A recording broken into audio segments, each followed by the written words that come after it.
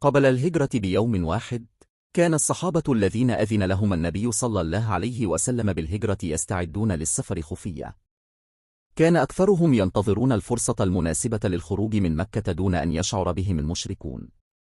من بينهم علي بن أبي طالب رضي الله عنه، الذي طلب منه النبي صلى الله عليه وسلم أن يبقى في فراشه لتضليل المشركين، وأيضا ليعيد الأمانات التي كانت عند النبي صلى الله عليه وسلم لأهل مكة. في يوم الهجرة، خرج النبي صلى الله عليه وسلم مع أبي بكر الصديق رضي الله عنه متخفيين، وقد رتب أمر الخروج بحذر شديد. كانت الخطة أن يختبئ في غار ثور ل3 أيام حتى تهدأ مطاردات قريش. وفي تلك الأثناء، كان عبد الله بن أبي بكر رضي الله عنه ينقل لهما الأخبار من مكة، وأسماء بنت أبي بكر رضي الله عنها تحمل لهما الطعام، بينما عامر بن فهيرة رضي الله عنه يمحو آثار أقدامهما. عندما وصل النبي صلى الله عليه وسلم وأبو بكر الصديق رضي الله عنه إلى غار ثور، دخلنا الغار للاختباء من قريش التي كانت تبحث عنهما.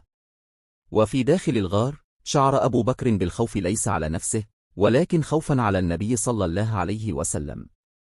كان أبو بكر رضي الله عنه يخشى أن يصل المشركون إلى الغار فيؤذوا النبي صلى الله عليه وسلم. وفي لحظة من اللحظات، رأى أبو بكر أقدام المشركين قريبة من مدخل الغار، فقال للنبي صلى الله عليه وسلم: يا رسول الله، لو أن أحدهم نظر تحت قدميه لرآنا.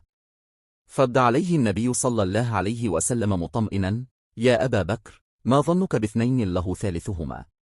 وفي هذه اللحظات، أرسل الله سبحانه وتعالى معجزة، حيث نسجت العنكبوت بيتا على مدخل الغار، وجعل الحمامة تضع بيضها، فظن المشركون أنه لا يمكن أن يكون النبي صلى الله عليه وسلم وأبو بكر داخل الغار، فعادوا دون أن يكتشفوا مكنهما. الآن بعد نهاية الفيديو أتمنى منكم الاشتراك في القناة وتفعيل زر الجرس، وأن تصلوا على رسول الله في التعليقات، فالكلمة الطيبة صدقة. والآن دمتم بألف خير.